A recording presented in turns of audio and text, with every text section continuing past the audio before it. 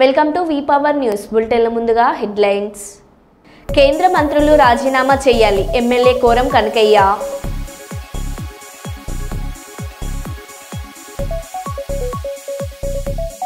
Kurnool range DIG గారిని మర్యాదపూర్వకంగా కలిసిన కర్నూలు జిల్లా ఎస్పీ. జనగామ జిల్లా పాలకుర్తి మండల కేంద్రంలోని ఎమ్మెల్యే క్యాంపు కార్యాలయంలో ఎమ్మెల్యే మామిడాల యశస్విని రెడ్డి జన్మదిన వేడుకలు.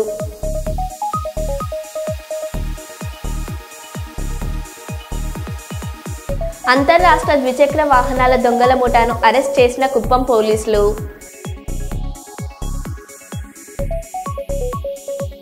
పెద్దపల్లి జిల్లా కేంద్రంలోని అయ్యప్ప ఆలయం వద్ద తెలంగాణ తల్లికి పుష్పాంజలి ఘటించిన కవిత.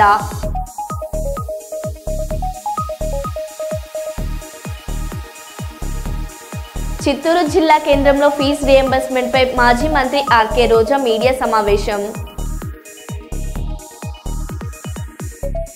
ఇక వివరాల్లోకి వెళ్తే, చిత్తూరు జిల్లా పుంగనూరు జనంలోకి జనసేన భారీ బహిరంగ సభ ప్రాంగణంకు చేరుకున్న జనసేన రాష్ట్ర ప్రధాన కార్యదర్శి నాగబాబుతో పాటు పార్టీ అగ్రనాయకత్వం నాయకులు బహిరంగ సభకు కిక్కిర్చిన జనసేన నాయకులు కార్యకర్తలు. ఈ కార్యక్రమానికి టీర్గో చైర్మన్ అజయ్, తిరుపతి ఎమ్మెల్యే ఆర్ని శ్రీనివాస్, చిత్తూరు జిల్లా జనసేన అధ్యక్షులు పసుపులేటి హరిప్రసాద్, పుంగనూరు నియోజకవర్గం జనసేన నాయకులు ఎన్ వేణుగోపాల్ రెడ్డిలు హాజరయ్యారు.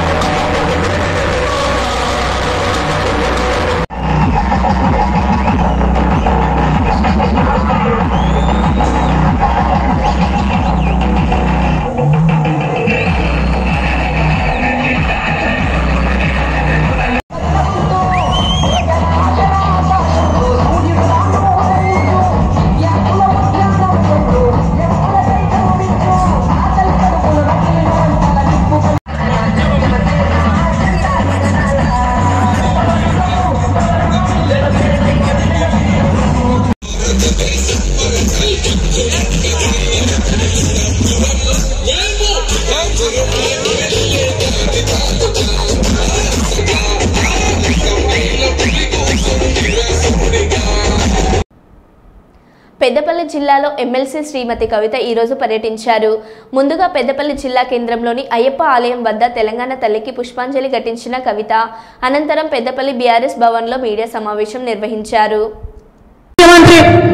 జనవరి 26 నాడు చెప్తున్నా, రాజ్యాంగం మీద ప్రమాణం చేసి చెప్తున్నా, రాత్రి కల్లా రైతుల ఖాతాలలో టింగ్ టింగ్ టింగ్ అని పడ్డాయని ఎక్కడైనా పైసలు మండలానికి ఒక ఊర్లో పడ్డాయి. ఇక వీళ్ళట కేసీఆర్ అసెంబ్లీకి రావాలి. ఎందుకోసం రావాలి? మీరేమైనా చక్కనైన పనులు చేస్తే, మీరేమైనా తెలివిగల పనులు చేస్తే, మీరేమైనా నిజాయితీతో పనులు చేస్తే, మీరేమైనా ప్రజలకు పనికొచ్చే పనులు చేస్తే ఖచ్చితంగా కేసీఆర్ గారి స్థాయిలో రావాల్సినప్పుడు వస్తారు, అడుగుతారు, కడుగుతారు. అది కాదు విషయం. మీరు అన్ని మోసమే, ప్రతిదీ మోసమే. సింగరేణి కార్మికులకు మోసమే, రైతులకు మోసమే. మన ఇంతో మంది మహిళలు ఉన్నారు. ఏం చెప్పింది మహిళలకు? 2500 రూపాయలు ప్రతి మహిళకి ఇస్తాం. 18 ఏళ్ళు నిండిపోయాయి, 2500 ఇస్తాం. ఒక్క దగ్గర కూడా ఇవ్వలే. ఒక్క ఊర్లో కూడా కనీసం సర్వే చేసిన పాపం లేదు. మళ్ళీ ఏమన్నంటే ఏమంటారు? ఇగో మళ్ళా దరఖాస్తు పెట్టుకోండి, ఇగో మళ్ళా సర్వే చేస్తాం, ఇగో ఈసారి ఇందిరమ్మ పేరుతో సర్వే, రేపు రాజీవ్ గాంధీ పేరుతో సర్వే, ఎల్లుండి సోనియా గాంధీ పేరుతో సర్వే, కానీ డబ్బులు మాత్రం రావు. ఇదే పరిస్థితి తప్పితే ఇంకోటి ఏం లేదు. ఇవాళ అందుకనే మనం ఆలోచన చేసుకోవాలి. ఇవాళ ఉన్నటువంటి ప్రభుత్వం ఏంది, దాన్ని ఎట్లా ఎండగట్టాలి, తప్పకుండా మనం ఆలోచన చేయాలి. పెద్దపల్లి జిల్లా నిజానికి ఇది తెలంగాణ నెత్తి మీద నీటి కుండ లాంటిది. ఇదే పెద్దపల్లి జిల్లాలో కాళేశ్వరం ప్రాజెక్టు కట్టి తెలంగాణను 1 కోటి ఎకరాల మాగాన్ని చేసుకున్నాం మనం. కానీ ఇప్పుడేం చేస్తున్నారు? ఆ కాళేశ్వరంలో మేడిగడ్డ కొంచెం రిపేర్ వచ్చింది కాబట్టి నీళ్ళని చెప్పి మొత్తం తెలంగాణను ఎండబెడుతున్నారు. అంతకుముందు ఇక్కడ కాళేశ్వరంలో, మేడిగడ్డలో, మనం అన్నారంలో, సింగిలలో నీటి మట్టం సంవత్సరం పొడవునా నిలవ ఉంచేది. దాంతో ఏమైంది? మొత్తం పెద్దపల్లి ఎల్లంపల్లి జిల్లాలో నీటి మట్టం పెరిగి రైతులు మంచిగా పంటలు వేసుకొని అద్భుతంగా పెద్దపల్లిలో పంటలు పండించుకున్నారు. కానీ ఇవాళ మేడిగడ్డ బాగలేదన్న పేరుతోని కనీసం నీటి నిల్వ లేకపోతే శ్రీపాద ఎల్లంపల్లిలో ఇవాళ ఓన్లీ 16 టీఎంసీలకు పడిపోయింది నీటి మట్టం. మరి యాసంగిలో రైతులకు ఎంత గోసవుతుందో, తాగడానికి ఎంత గోసవుతుందో, నీళ్లకు పరిశ్రమల పరిస్థితి ఏందవుతుందో ఆలోచన ఈ ప్రభుత్వానికి లేదు. ఇవాళ నేను డిమాండ్ చేస్తా ఉన్న శ్రీధర్ బాబు గారిని, మీరు తక్షణమే మేడిగడ్డ ప్రాజెక్టు వాడొచ్చు అని నిన్నగాక మొన్న మేము తెలంగాణ జాగృతి ఆధ్వర్యంలో సదస్సు పెడితే 50 మంది తెలంగాణ ఇంజనీర్లు వచ్చి చెప్పింది వాడుకోవచ్చు. మొన్న 12 లక్షల క్యూసెక్ల వరద వస్తే కూడా తట్టుకొని నిలబడ్డది మేడిగడ్డ, ఏమి ఇబ్బంది లేదు, మీరు తప్పుడు ప్రచారం చేస్తున్నారని. కానీ వీళ్ళు మాత్రం రాజకీయాల కోసం నీళ్లు ఇస్తలేరు. నేను శ్రీధర్ బాబు గారిని డిమాండ్ చేస్తా ఉన్నా, మేడిగడ్డ లింక్ 1 వాడండి, ఎల్లంపల్లి వరకు నీళ్లు ఇవ్వండి. ఎల్లంపల్లిని ఇవాళ మీరు ఎట్లా చేసిరంటే కేవలం హైదరాబాద్కు నీళ్లు ఇవ్వాలా, పరిశ్రమలకు నీళ్లు ఇవ్వాలా, రైతులకు మాత్రం ఇవ్వద్దనే పరిస్థితి తెచ్చిండు. దాన్ని తప్పుడు ఉపయోగం చేయకండి, మంచిగా ఉపయోగించండి. ఏం చెప్పారు శ్రీధర్ బాబు గారు? మన బుల్లెట్ని పుట్టమదన్నం తట్టుకునే ధైర్యం లేక అలవిగాన అబద్ధాలు చెప్పిండు. చిత్తూరు జిల్లా కేంద్రంలో ఫీజు రియంబర్స్మెంట్ పై మాజీ మంత్రి ఆర్కే రోజా మీడియా సమావేశం నిర్వహించారు.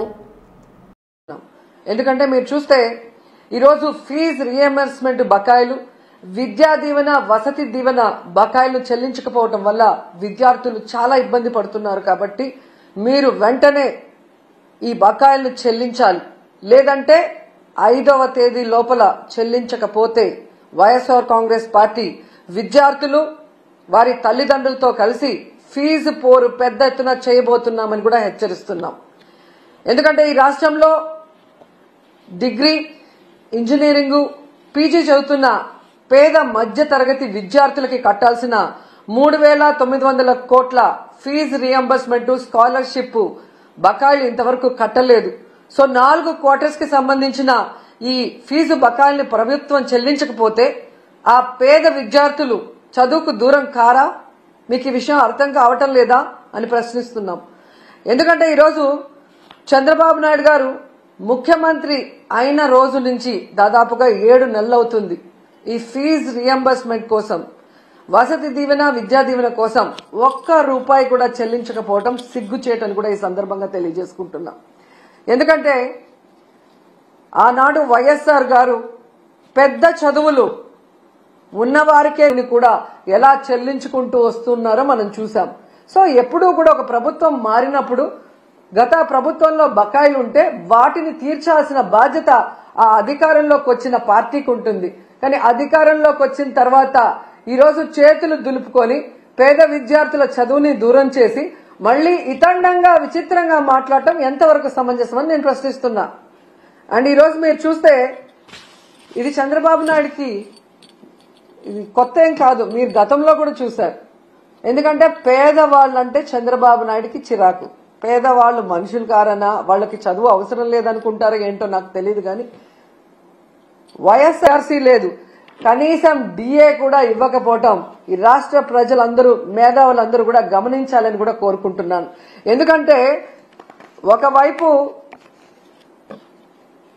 జగన్మోహన్ రెడ్డి గారిని తిట్టడానికే టైంని స్పెండ్ చేస్తున్నారు. కానీ వాళ్ళు ఎన్నికల్లో ఏం ప్రచారం చేశాం, ఏ సంక్షేమాన్ని అందిస్తాం, ఏ అభివృద్ధిని అందిస్తామని చెప్పిన ఆయన చేయకపోతే నేను ప్రశ్నిస్తాను అని మాట్లాడారు. మరి ఈరోజు పవన్ కళ్యాణ్ గారు ఈ సంవత్సరం ఇవ్వాల్సిన తల్లికి వందనం, రైతు భరోసా, నిరుద్యోగ భృతి, ఫ్రీ బస్సు, ఆడబిడ్డ నది ఎవరిస్తారు? మీరిస్తారా? చంద్రబాబు నాయుడుతో ఇప్పిస్తారా? మరి ఇంతవరకు ఇవ్వలేదు కదా. మరి ఎందుకు మీరు ఈ కోట్లాది మంది ప్రజల తరఫున నిలబడి చంద్రబాబు నాయుడిని నిలదీయట్లేదు? ఏం అడ్డం వస్తుంది మీకు అని ప్రశ్నిస్తున్నా. ఈరోజు ఎంత దారుణంగా తయారయ్యారంటే, నేను, నా కొడుకు పవన్ కళ్యాణ్ గారు అధికారంలోకి వచ్చేసాం కాబట్టి ఈ రాష్ట్ర ప్రజలు ఏమైపోయినా పర్వాలేదు, వీళ్ళకి మనం చెప్పింది ఏది చేయాల్సిన అవసరం లేదు అని ఎంత కేర్లెస్ గా ఈ ప్రభుత్వంలో ఉన్న పెద్దలు ప్రవర్తిస్తున్నారో మనకి కూడా పని చేయట్లేదు. అసలు వీళ్ళు చేసిన ప్రచారం ఎలా ఉంది అంటే, రామానాయుడు గారు సైకిల్ వేసుకొని ఒక ఇంటికి వస్తారు. ఈ రోజుకి కూడా ఎక్కడ చూసినా అది వాట్సాప్లో తిరుగుతుంది. నీకు 15,000, నీకు 15,000, నీకు 15,000, నీకు 18,000 అని చిన్నపిల్ల నుంచి పెద్దవాళ్ల వరకు వేలు పెట్టి ప్రతి ఒక్కరికి చూపిస్తూ సైకిల్లో వచ్చి సైకిల్ కొట్టేస్తే చాలా చేసుకుంటున్నాం. అండ్ ఫైనల్ గా ఒకటి చెప్పాలనుకుంటున్నా. ఈరోజు ప్రభుత్వానికి ఎలా సంక్షేమాన్ని అందించాలి, ఎలా అభివృద్ధి చేయాలని చేతగాకపోతే జగన్మోహన్ రెడ్డి గారిని తిట్టడమో, మాలాంటి వాళ్ళ మీద ట్రోల్స్ చేయటం, వల్గర్ గా పోస్టులు పెట్టడమో కాదు. ఎలా పని చేయాలో జగన్ గారి దగ్గర క్లాసులు తీసుకుంటే నేర్పిస్తారు. చిన్నవాడైనా మొదటిసారి ముఖ్యమంత్రి అయినా ప్రజలకు ఇచ్చిన ప్రతి వాగ్దానాన్ని రాష్ట్రంలో ఎలాంటి పరిస్థితులున్నా కూడా సమర్థవంతంగా అందించి అందరికీ కూడా అన్నలాబట్టి చేయాల్సిన అభివృద్ధి చెయ్యాలి. అంతేగాని బెదిరిస్తే, కేసులు పెడితే, ట్రోల్ చేస్తే భయపడి ఆగిపోతారనుకుంటే మాత్రం అది మీ భ్రమే అని కూడా ఈసారి తెలియజేసుకొని, సో ఫీజు రియంబర్స్మెంట్, అలాగే స్కాలర్షిప్స్, విద్యా దీవెన, వసతి దీవెన బకాయిలు చాలా ఇంపార్టెంట్. ఇది రాజకీయం కాదు, విద్యార్థుల భవిష్యత్తు. దీని మీద దృష్టి పెట్టి పవన్ కళ్యాణ్ గారు సమ్మపల్లి మండలం మేటుకట్లలో దివ్యాంగ పింఛన్ 6,000 రూపాయలు అందించి వారి సమస్యలు అడిగి తెలుసుకున్న ఆంధ్రప్రదేశ్ ముఖ్యమంత్రి నారా చంద్రబాబు నాయుడు వారి సమస్యల పట్ల స్పందిస్తూ వారికి ఎలక్ట్రికల్ ట్రైసైకిల్ ఇచ్చి ప్రతి నెల 10,000 రూపాయల పింఛన్ ఇవ్వాలని అధికారులను ఆదేశించారు. నేను 6,000 ఇస్తున్నాను. నేను వచ్చినాక 6,000 చేశాను కదా, అది కూడా నేనే పెంచుకుంటా వచ్చాను మొదటి నుంచి కూడా. అప్పుడు కూడా 2004లో 400 రూపాయలు ఉంటే అది అప్పట్లోనే 2,000, 3,000 చేశాం. అది 6,000 చేశాను ఇలాంటి పిల్లలందరికీ. 3,000 పెంచాం, ఇప్పుడు 6,000 వస్తుంది. ఇప్పుడు నువ్వేం చేస్తావు? చదువుకున్నావా? ఏం చదువుతున్నావు? ఇంటర్మీడియట్. ఎక్కడ? ఏ సబ్జెక్ట్ ఏంటి? ఏమా? సిఈసి చదువుతున్నావు. ఇప్పుడు సోలార్ పెట్టారు మీకు. మీ ఇల్లు సొంత ఇల్లు? ఇది సొంత ఇల్లే. ఇది పెట్టిన దానివల్ల మీకు ఇప్పుడు కరెంట్ ఛార్జీలు ఎంతవరకు కట్టేవాళ్ళు? మీరు ఎంత కట్టేవాళ్ళు? 280 వచ్చేది. ఇప్పుడు 280 నుంచి కరెంట్ ఛార్జీలు కట్టే పని లేదు. ఇంకా ఇది పెట్టాం కాబట్టి అంతవరకు ఒక పని అయింది. రెండోది కూడా కరెంట్ మిగిలితే మీరు ఆ కరెంట్ గ్రిడ్ తీసుకొని దానికి కూడా కొంత డబ్బులు ఇస్తారు. 130 యూనిట్స్ వాడుతున్నావు. ఇప్పుడు పెట్టిన దానివల్ల దగ్గర 250 యూనిట్లు మినిమం వస్తుంది. అంటే ఒక 120 యూనిట్లు సర్ప్లస్ వస్తుంది, నీకు మిగులుతుంది. అది గ్రిడ్ తీసుకుంటారు, దానికి 2 రూపాయలు చొప్పున ఇస్తారు. 120 × 2 అంటే 240 రూపాయలు నీకు వస్తుంది. నువ్వు ఇంత మునుపు 270 రూపాయలు కట్టేవాడివి, ఇప్పుడు 240 రూపాయలు నెలవారీగా నీకు కరెంటు బిల్లు ఆదా వస్తుంది. ఆ డబ్బులు నీకు ఇస్తారు. అది ఒకటి చేస్తారు. ఇస్తున్నాం, పెన్షన్ ఇస్తున్నాం. ఇంకేమన్నా నీకేమైనా సమస్యలు ఉన్నాయి మీకు? ఇంకేమన్నా అంటే మీ కుటుంబాన్ని ఆదుకోవడం. మనవరాలు ఉన్నాయి సార్. మనవరాలు 6 నెలలైంది, పెళ్ళి 4 ఏళ్ళైంది. మగ 2 నెలలు 3 నెలలు చచ్చిపోయినారు సార్. చిన్న బిడ్డలో, నేత బిడ్డలో. ఆ అమ్మకు అన్ని ఇంట్లో ఉద్యోగం, ఏదైనా చిన్న ఉద్యోగం చేసి బయట ఉన్నారు సార్. ఒక సైకిల్ కావాలంటే ఇప్పించేయండి, అది అరేంజ్ చేసేయండి.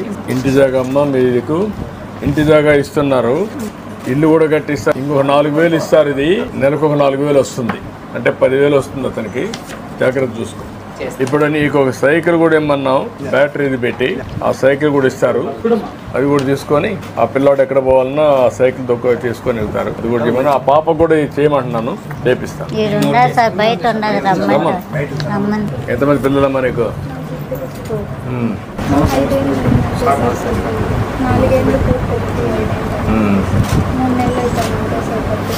ఇప్పుడు నువ్వేం చదువుకున్నావమ్మా? ఇంటర్. ఎక్కడన్నా స్కిల్ డెవలప్మెంట్లో ఎక్కడ పెట్టండి, ఇమ్మంటాం. అంగన్వాడీలో పెట్టమంటాం, నీకు పెడతారు. ఇల్లు ఇమ్మంటాం, ఇల్లు ఇంటి జాగా ఇస్తాను. నీకు సైకిల్ కూడా ఇస్తున్నా. నువ్వు ఎక్కడన్నా బయట పోవాలంటే పోవచ్చు. నీకు ఒక సైకిల్ ఇస్తున్నా, నువ్వు తొక్కాలని పనిలా బట్టలు వేసుకొని పోవచ్చు, ఊరంతా తిరిగేసి రావచ్చు. సరేనా? అర్థమైందా? తెలివింది. ఎంత ఉంది లెక్క?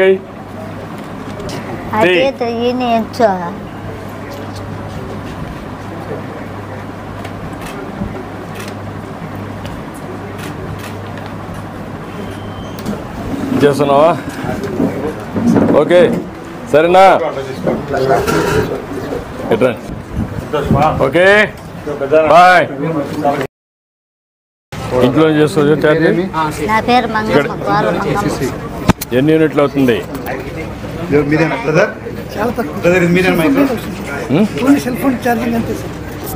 దినానికి ఇక్కడ పెట్టేసి ఫ్రంట్ బ్యాక్ రెండు ఉన్నాయి.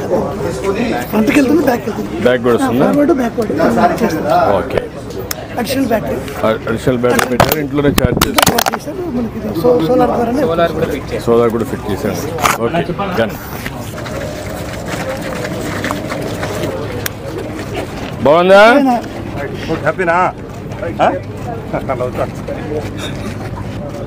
Okay okay.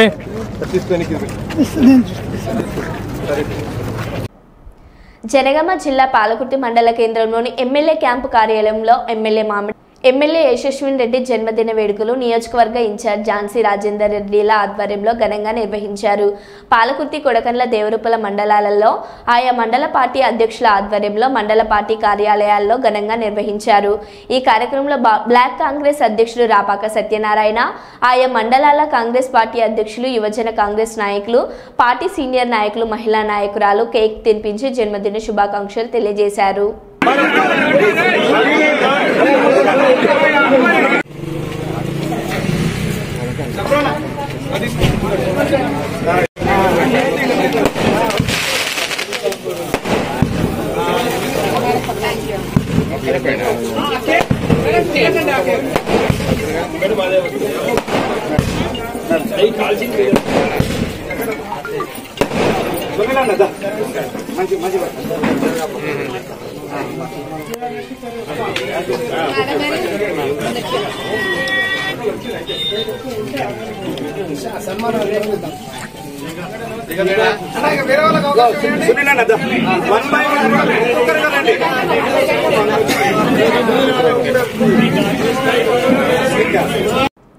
మాజీ మంత్రి వైఎస్ఆర్ కాంగ్రెస్ పార్టీ నాయకులు ముద్రగడ పద్మనాభం నివాసం వద్ద నిన్న జరిగిన దాడిని ఖండిస్తూ ఏలేశ్వరం టౌన్ మరియు రూరల్ వైసీపీ నాయకులు నిరసన చేపట్టారు.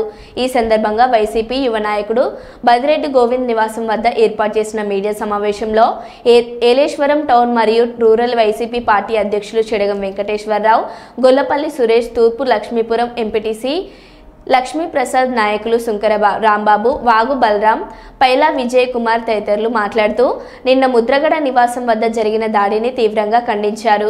ట్రాక్టర్తో ముద్రగడ ఇంటి గేట్లను గుద్దుకుంటూ కారును, ఫ్లెక్సీలను ధ్వంసం చేసి జై జనసేన అంటూ నినాదం చేయడం పట్ల పలు అనుమానాలకు దారి తీస్తుందని ఆరోపించారు. కూటమి ప్రభుత్వం ప్రజలకు ఇచ్చిన హామీలను అమలు చేయలేకే డైవర్షన్ రాజకీయాలు చేస్తున్నారని మండిపడ్డారు.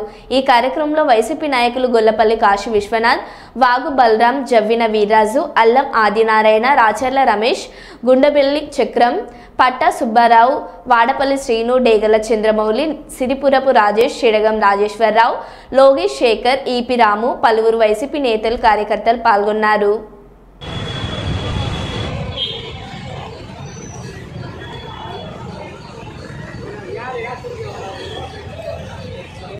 వరంగల్ జిల్లా కేంద్రంలో అధికారంలో ఉన్న బీజేపీ పార్టీ 2025 వార్షిక బడ్జెట్ విషయంలో తెలంగాణ రాష్ట్రానికి తీరని నష్టం చేకూర్చిందని ఎమ్మెల్సీ బసవరాజ్ సారయ్య అన్నారు.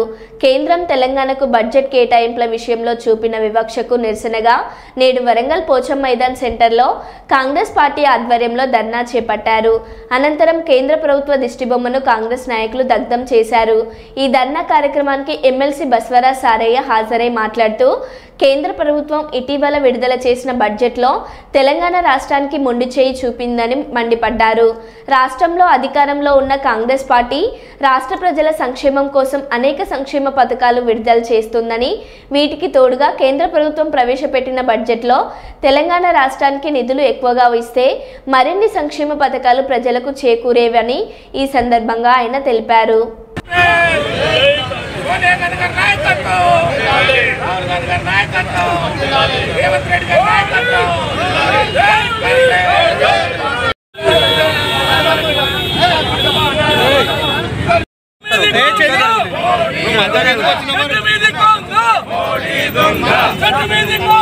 మోడీ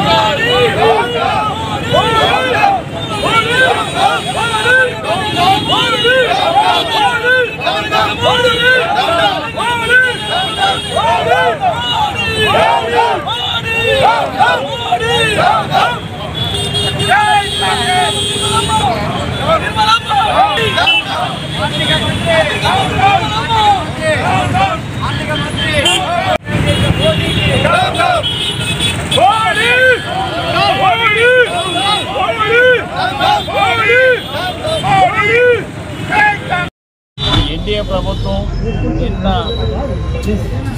పార్లమెంటులో బడ్జెట్ పెట్టిన సందర్భంలో గత 10 సంవత్సరాలు కానీ ఈ సంవత్సరం కానీ 11 సంవత్సరాలు ఒక్క న్యాయ పైస కూడా తెలంగాణ అభివృద్ధి కొరకు తెలంగాణ ప్రాజెక్టులో కానీ ఎలాంటి బడ్జెట్లో కేటాయించకపోవడం, అంతేకాకుండా ఇది ఎన్నికల బడ్జెట్గా చాలామంది నామకరణం చేస్తారు.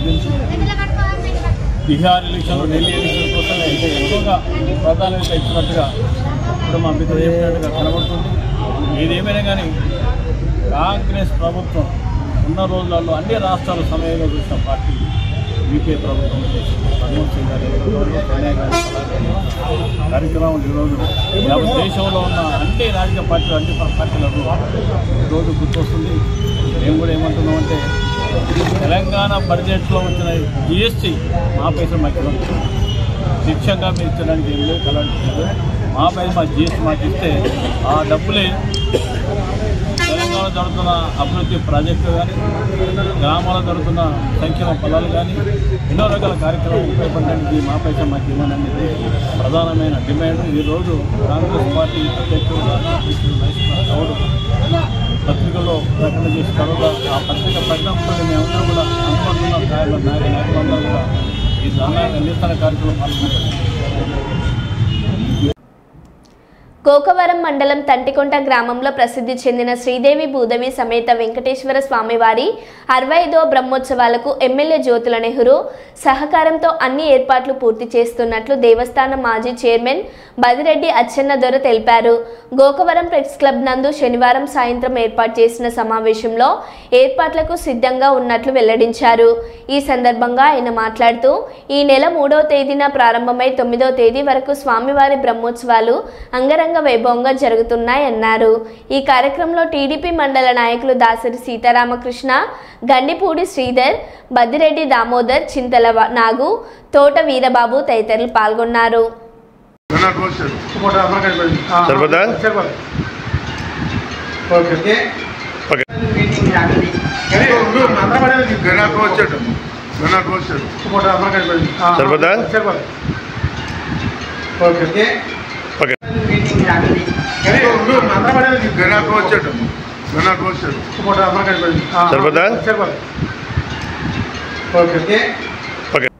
కలియుగ దానకర్ణుడిగా విశ్వ హిందూ ధర్మ పరిరక్షణ రామసేన అధ్యక్షులు భారతీయ జనతా పార్టీ నాయకులు కంబాల శ్రీనివాసరావు నీరాజనాలు అందుకుంటున్నారు.